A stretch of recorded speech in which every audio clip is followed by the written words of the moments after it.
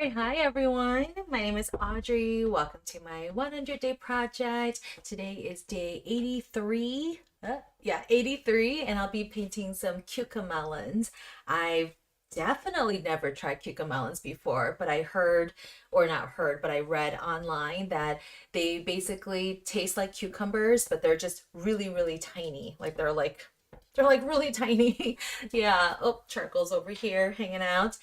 Yeah, so I love that it kind of looks like a watermelon, so I wonder if that's where it gets the second half of its name. So it tastes like a cucumber, so that's where the cuca comes from, and then it maybe because it looks like a watermelon, the melon is the second part of its name. I have no idea, but it just looks really cute, so I'm excited to paint them. Thank you so much for joining the point of today's or my 100-day project. If you're just joining in, is that yeah, I just paint whatever the prompt is for that day. Sometimes I plan it out, sometimes I don't. I have been sketching out my patterns lately, but I don't always do that. And the whole point is to be able to engage in this activity with mindfulness. And all that really means is just really being focused at what we're doing.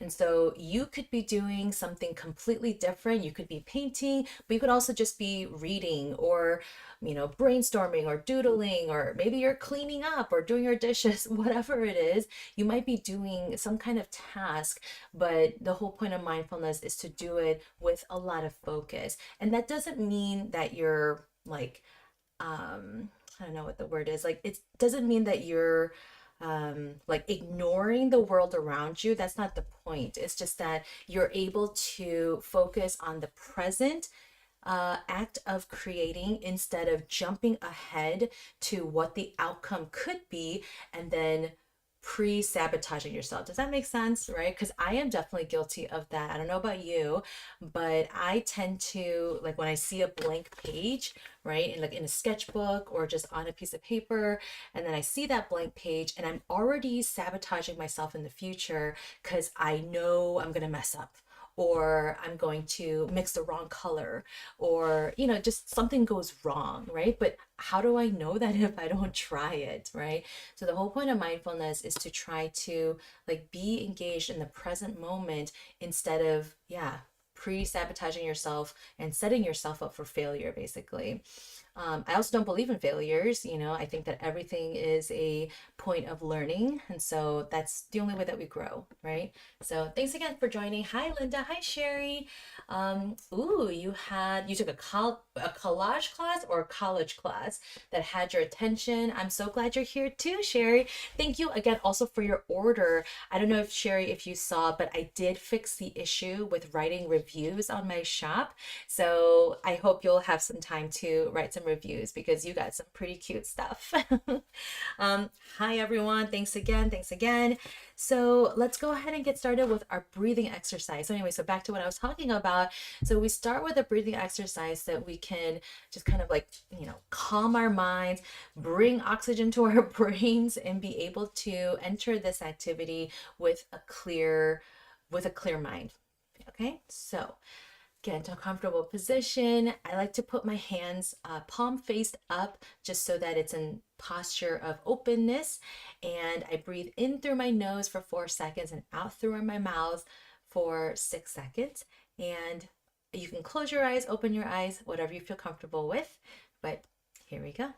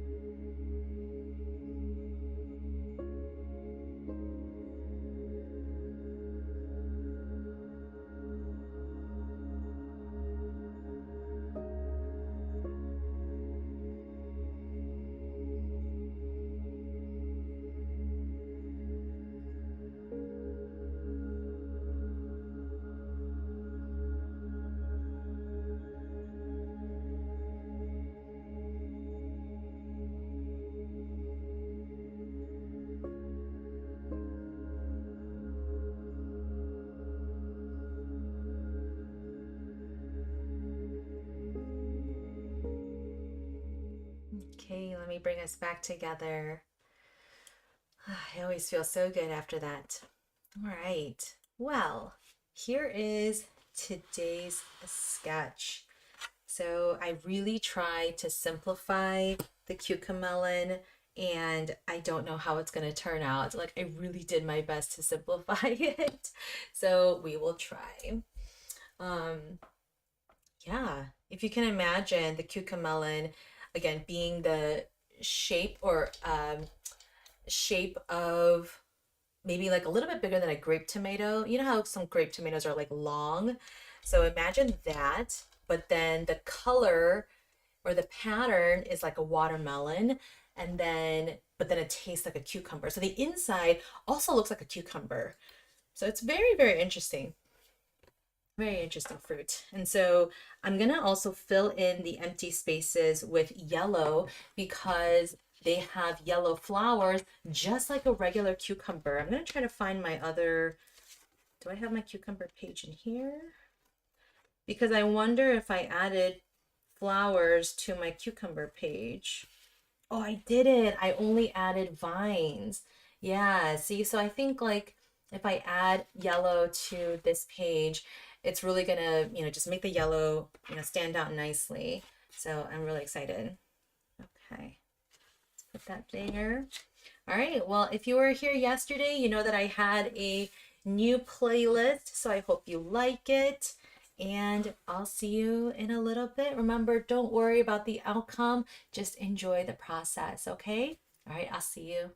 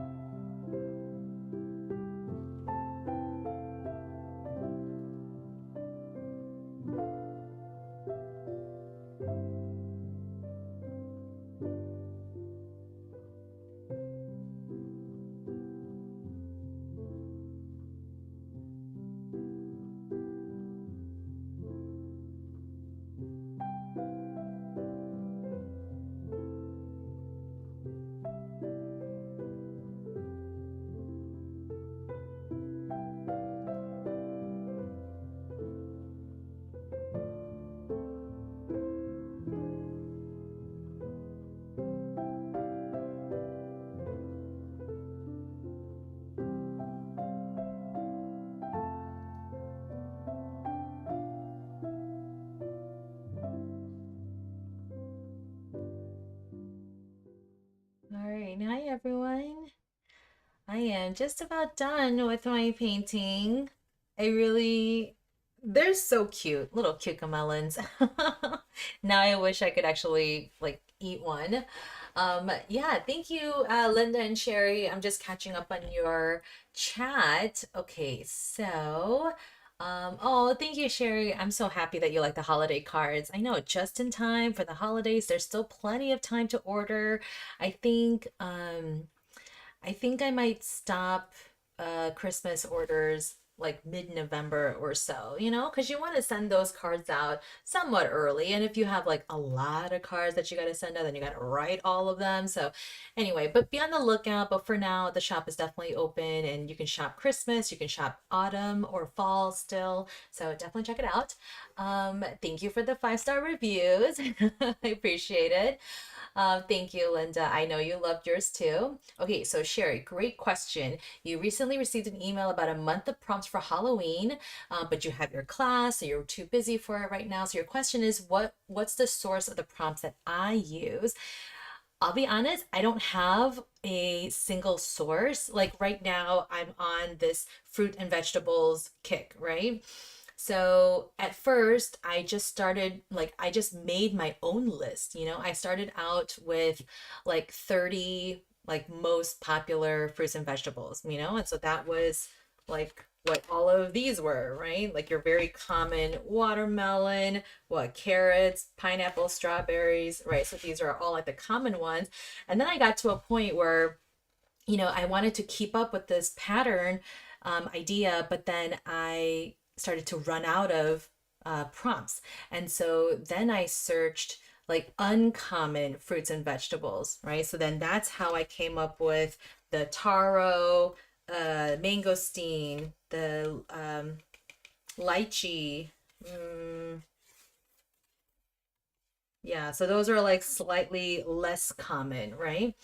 And then these two for sure. Like I've never heard of horned melon, never heard of cucamelons. So yeah, so that's kind of how I did it. Um, in the past, I have created a lot of prompts just in general. And like, I don't think they were all that quote unquote creative, like they weren't like weird adjectives or like, yeah. So I kind of stick to like whatever the season is or the feels are like for that season or weather or month or whatever it is.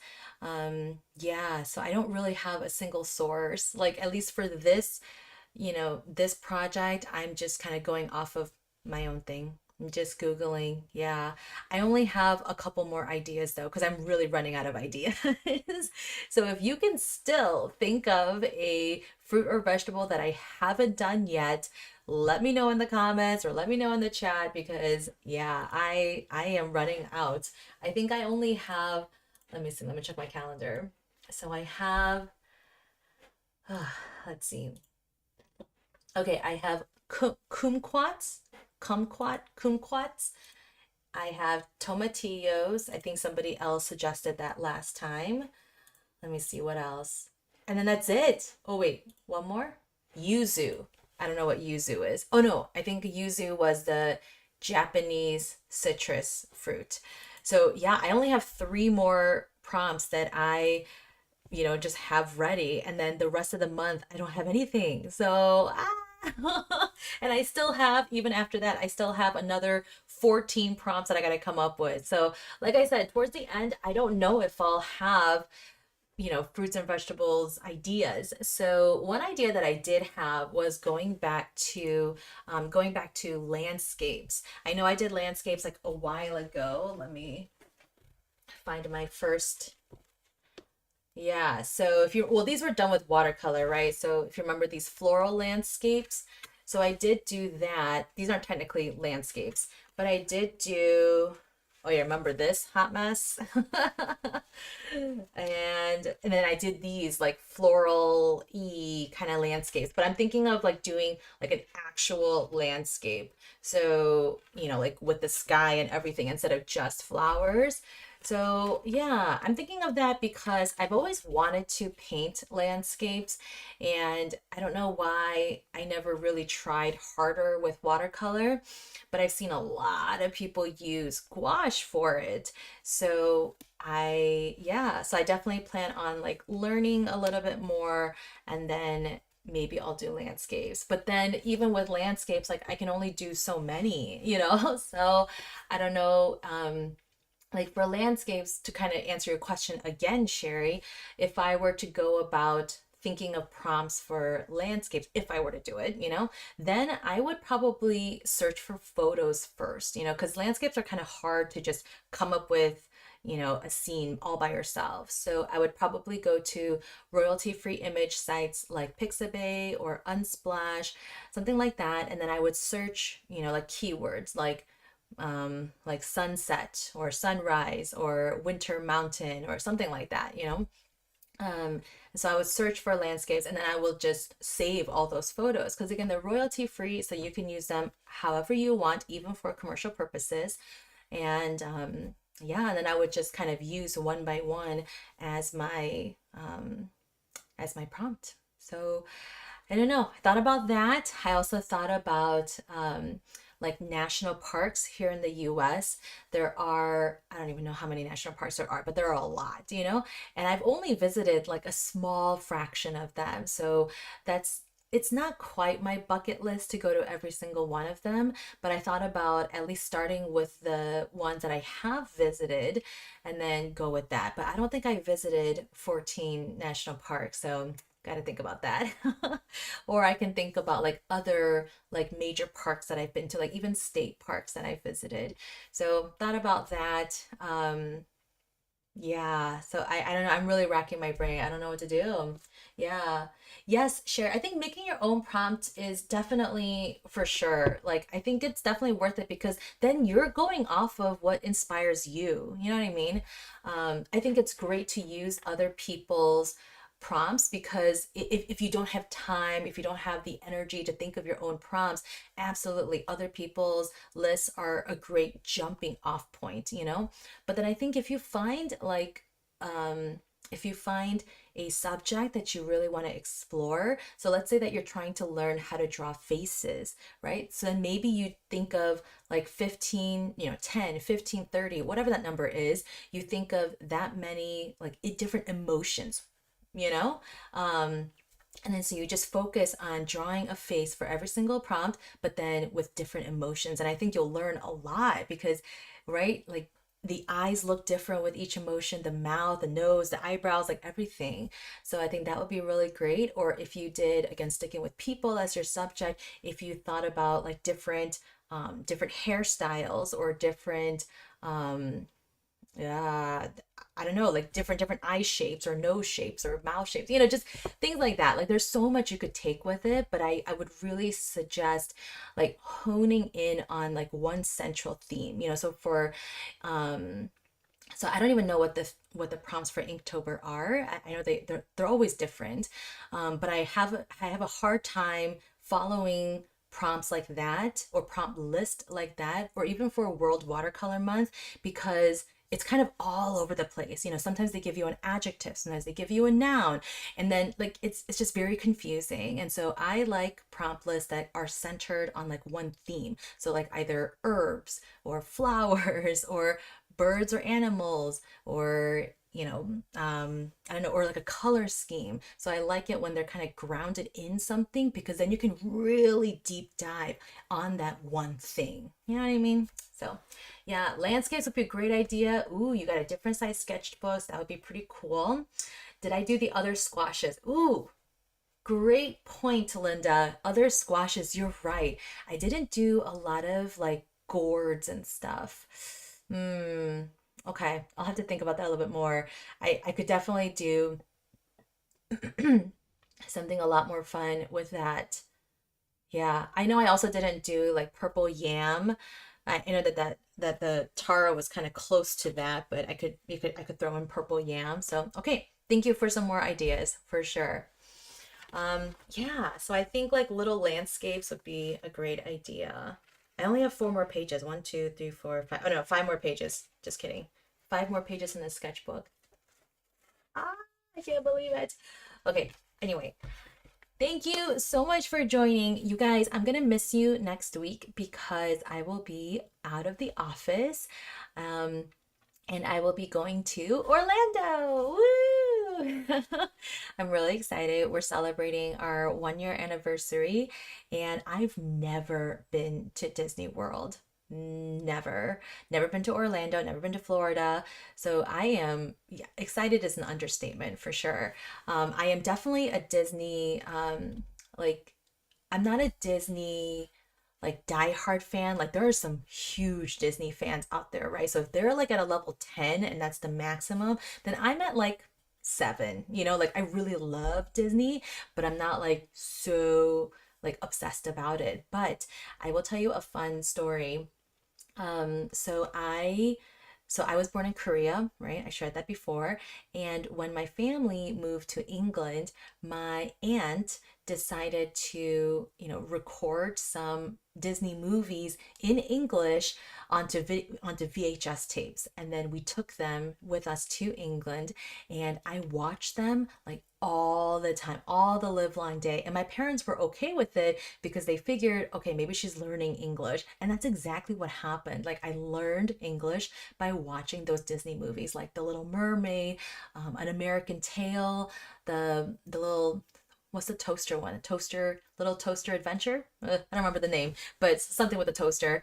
Um, yeah, so a lot of those early Disney movies, I learned English by watching them. And I also attribute that to the way that I talk, the way that I present myself, and the way that I sing, because I'm very animated. Well, I could be more animated in person, but on video, I'm not as animated, but I definitely use a lot of my hands and I use a lot of intonation in my voice. I don't just speak monotonously like this, but I add tone up and down, right?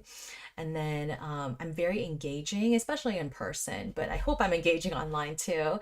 But and then even when I sing, I tend to sing with a lot of emotion. I loved musical theater growing up. I still love musical theater, but yeah, so I learned a lot of my singing, stage presence, just like speaking, all that kind of stuff from Disney. So I know that has nothing to do with Disney World, but all I know is that, yeah, I just feel like a lot of my childhood, like dreams or memories, are going to be triggered or unlocked by going there. So I'm so excited. Yeah, say hi to Mickey and Minnie. I'm sure I'll see them. I will definitely say hi. I can't wait to see all those characters. So we're going to Magic Kingdom and what's the other one? Hollywood, because my husband's a huge Star Wars fan. So yeah, and I even have a shirt that says Star Wars, so it's definitely excited about that. Oh, Pooh Bear. I never really got into Pooh, but or Winnie the Pooh. I don't know why, but that wasn't really like my thing. My thing was more, yeah, The Little Mermaid, like Beauty and the Beast. And then later when I got a little older, then like Mulan. Mulan was a huge deal just because I'm Asian. So that was a huge deal. And then just like even growing up like as Pixar it became huge. Like loved all those Pixar movies too. So anyway, so I will miss you. That was my whole point. So I will miss you guys next week. And the next time I'll be live is on Monday, October 23rd. Okay, so Monday, October 23rd. I hope to see you then. Have a wonderful week. I hope you will still make time to paint or create or do something or attend a class like Sherry is. I think it's really important to keep investing in yourself. So have a wonderful weekend. I will see you guys next week. Bye.